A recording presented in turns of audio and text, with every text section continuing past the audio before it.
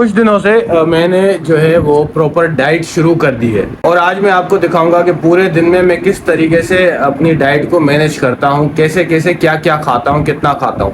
पहले भी मैं डाइट करता था, लेकिन उसमें ये था कि जो है मैं एक अंदाज़ा लगाता था कि फॉर एग्जांपल मैंने इतनी कैलोरीज खा ली होंगी, इतना प्रोटीन खा लिया होगा। तो अभी ये है कि मैं मतलब एक ऐसी जगह पे हूँ जहाँ पे लोग मुझे देख के इंस्पायर होते हैं। तो मैंने सोचा फिर मेरा भी फ़र्ज़ बनता है कि मैं वैसा दिखूं। एक टारगेटेड गोल को अचीव करने के लिए जो है आपको चीज़ें काउंट करनी पड़ती हैं, कैलकुलेट करनी पड़ती हैं। तो मैं अब जो है तोल तोल के और काउंट कर कर के खाना मैंने शुरू किया है कुछ 3-4 दिनों से।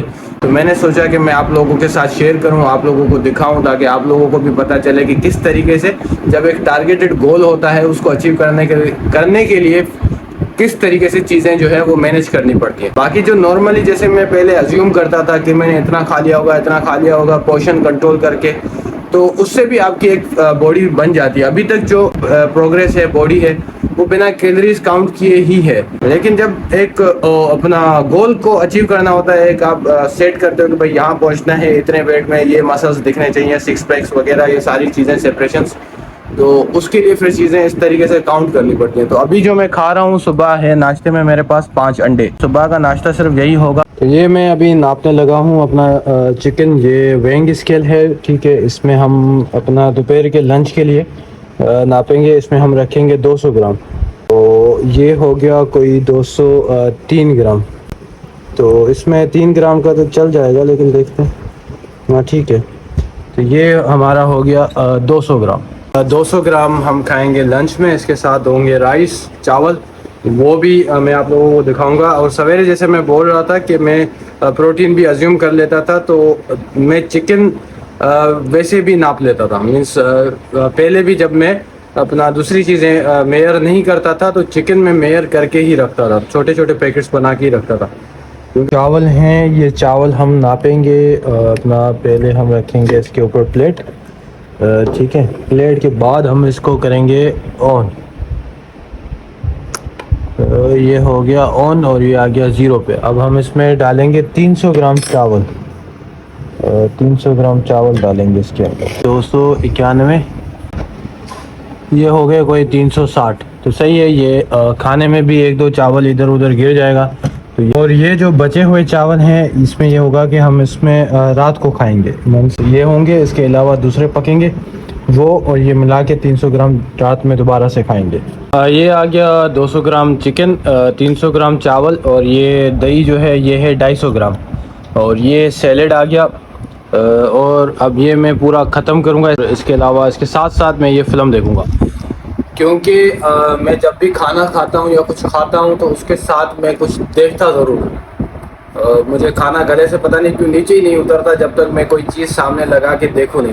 लंच करके फिर मैं सो गया था, और अभी अपना ये टाइम हो रहा है कोई 6:30, और लंच किया था मैंने 3:30 बजे। अभी मैं खा रहा हूँ ये बॉयल मछली। ये मैं तोली थी, तो ये थी कच्ची 150 ग्राम।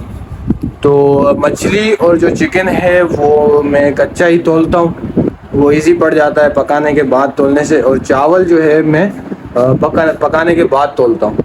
अब ये मैं खाऊंगा। इसके बाद मुझे पीना है क्रेटीन, और क्रेटीन में मुझे कोई 3-4 दिन हुए पीते हुए। वैसे मैं नहीं पीता था, बहुत पहले पीता था, फिर अभी मैं नहीं पी रहा था। तो क्रेटीन पीऊँगा, उसके बाद मैं जाऊँगा बाहर, दोस्त के साथ बैठूँगा 1 घंटा 1.5 घंटा, फिर उसके बाद मैं जाऊँगा जिम।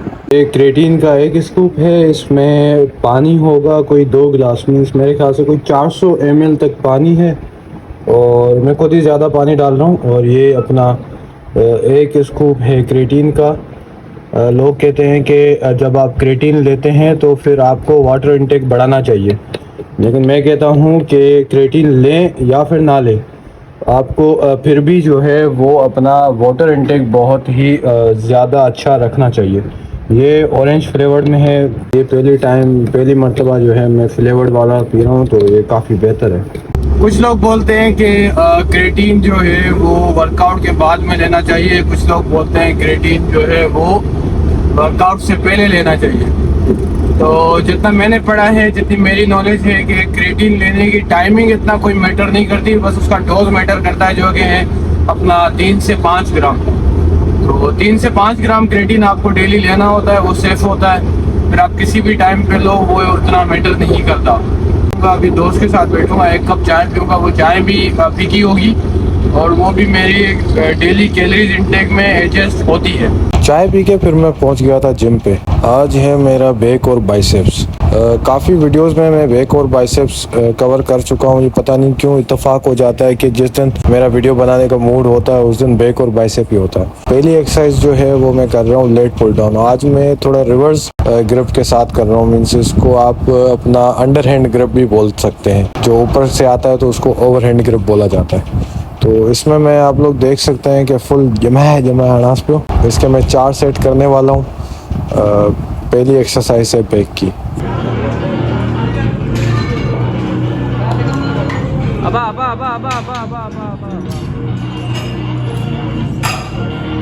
दूसरी एक्सरसाइज है रोइंग।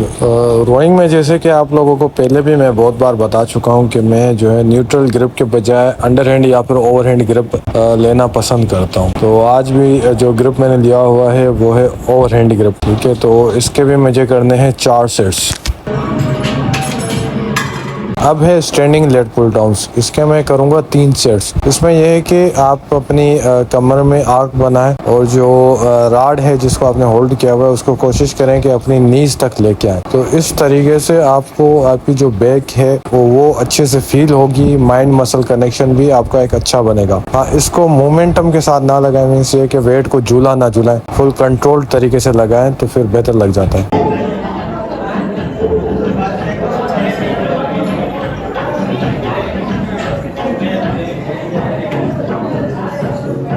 अब जो मैं करने वाला हूँ वो है बेंट ओवर बारबल रो और इस एक्सरसाइज के बाद मैं करूँगा डेड लिफ्ट। इन दोनों एक्सरसाइजेस को मैंने करना छोड़ दिया था क्योंकि मेरी लोअर बैक में एक छोटी सी इंजरी हो गई थी और मैं नहीं चाहता था कि वो इंजरी थोड़ी ज़्यादा ख़राब हो। तो फिर मैंने इन एक्सरसाइजेस को करना छोड़ दिया था। फिर मैं चेस्ट सपोर्टेड डंबल रोज लगाता था, 1 आर्म डंबल रो लगाता था ताकि मेरी इंजरी ज़्यादा ख़राब ना हो। तो अब मैं बेहतर फील करता हूँ। तो ये दोनों एक्सरसाइजेस मैंने अपनी रूटीन्स में ऐड करना शुरू कर दिया। इन दोनों एक्सरसाइजेस को नहीं करने की वजह से मुझे एक चीज़ फील होती थी, वो थी कि मीन्स स्ट्रेंथ में थोड़ी सी ये फील होता था कि स्टेबिलिटी या मसल कोऑर्डिनेशन वाली चीज़ें कम है। मतलब स्ट्रेंथ थी लेकिन कम थी। फिर ये एक्सरसाइजेस करने से ये होता है कि आप दूसरी जो भी एक्सरसाइजेस करते हैं जैसे स्क्वाट हो गया, अपना बेंच प्रेस हो गई, उसमें आप अपनी लेग ड्राइव्स को अच्छे तरीके से एंगेज कर सकते हो। मीन्स इन एक्सरसाइजेस में आपकी कदम जमाने वाली पावर बहुत ही अच्छी हो जाती है। तो इन एक्सरसाइजेस को बिगिनर्स जो है वो भले स्टार्टिंग डेज में ना करें, चेस्ट सपोर्टेड डंबल रोज करें ताकि जब उनके लेट्स इंगेज होना शुरू हो जाए, बैक के साथ माइंड मसल कनेक्शन बन जाए तो फिर इन एक्सरसाइजेस को करना स्टार्ट करते हैं। अब है बारबल कर्ल्स। अब ये मैं लगा रहा हूँ जिग रॉड के साथ, इजी बार के साथ। इसके मैं फुल कंट्रोल तरीके से रेप्स निकालूंगा। इसके लगाऊंगा मैं 4 सेट्स।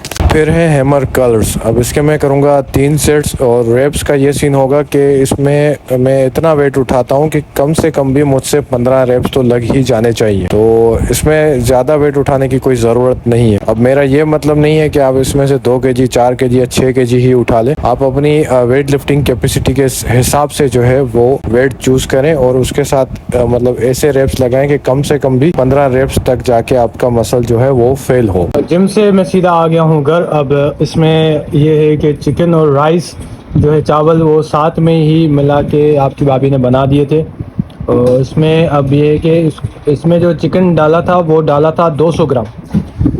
200 ग्राम इसमें चिकन डाला था कच्चा और फिर चावल उसके साथ डाल के पकाए थे। फिर जब मैंने तो चावल जो है इसमें से मैंने 300 ग्राम नाप के निकाले और फिर जो चिकन बचा वो उसमें सारा डाल दिया मैंने। तो ये रहा सैलेड। मेरे गाजर नहीं सॉरी अपना खीरे ख़त्म हो गए हैं, वो कल लाने, कल परसों जब भी टाइम मिले बाजार जाने का, क्योंकि कल से तो ऑफिस जाना है।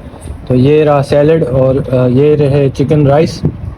ये मैं खाऊंगा और ये मैं करूंगा ख़त्म। और इसके बाद जो है मुझे कुछ वीडियो एडिट करना है और जल्दी सो जाना है क्योंकि कल मुझे ऑफिस जाना है।